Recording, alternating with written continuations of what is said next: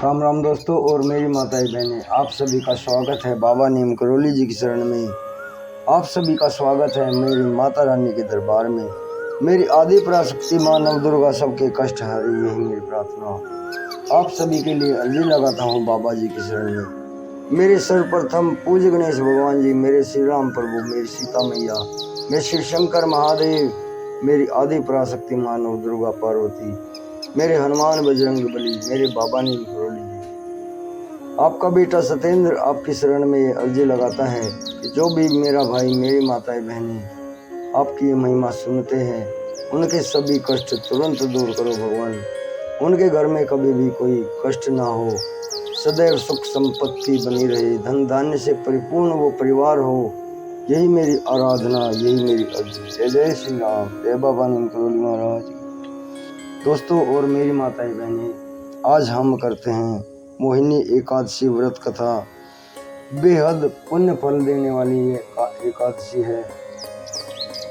1000 गोदान के बराबर इसे सुनने से पुण्य मिलता है, पुण्य फल प्राप्त होता है, सभी कष्ट दूर हो जाते हैं।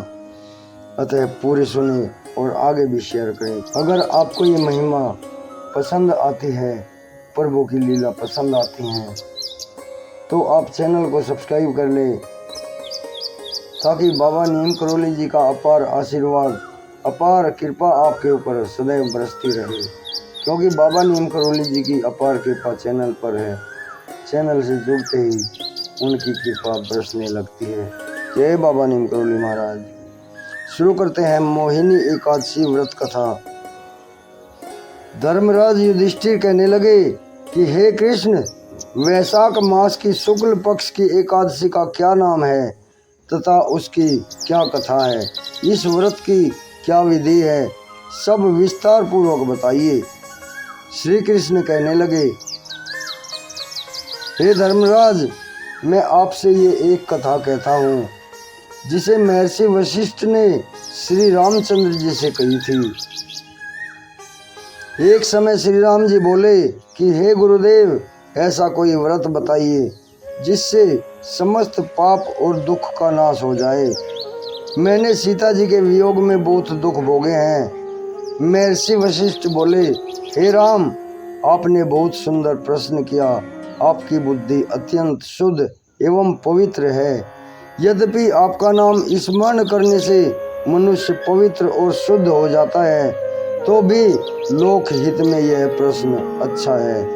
वैशाख मास में जो एकादशी आती है उसका नाम मोहिनी एकादशी है। इसका व्रत करने से मनुष्य सब पापों तथा दुखों से छुटकारा और मोहजाल से मुक्त हो जाता है।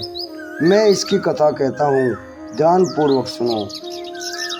सरस्वती नदी के तट पर भद्रावती नाम की एक नगरी में धुतिमान नामक चंद्रवंशी राजा राज करता था।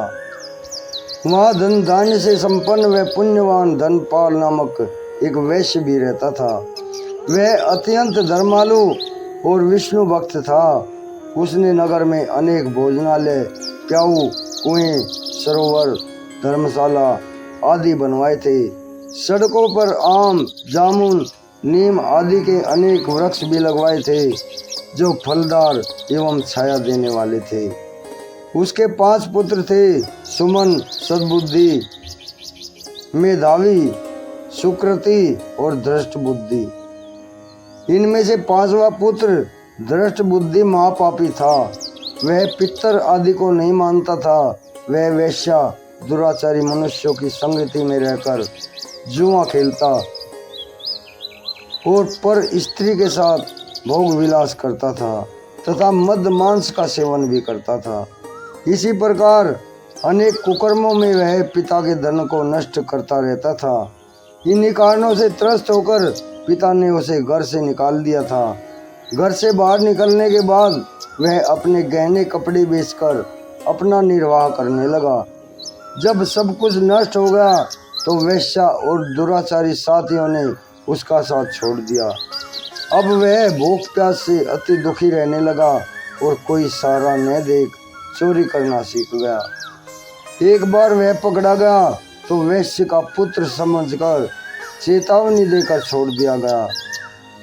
एक बार वह पकड़ा गया तो वैश्य का पुत्र जानकर चेतावनी देकर छोड़ दिया गया, मगर दूसरी बार जब वह पकड़ में आया, राजाज्ञा से उसे कारागार में डाल दिया गया।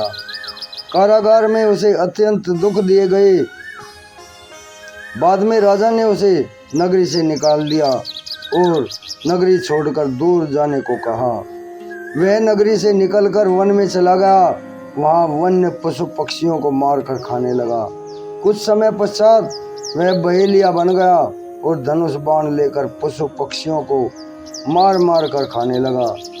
एक दिन भूख प्यास से व्यथित होकर वह खाने की तलाश में घूमता हुआ कौंडिल्य ऋषि के आश्रम में जा पहुंचा।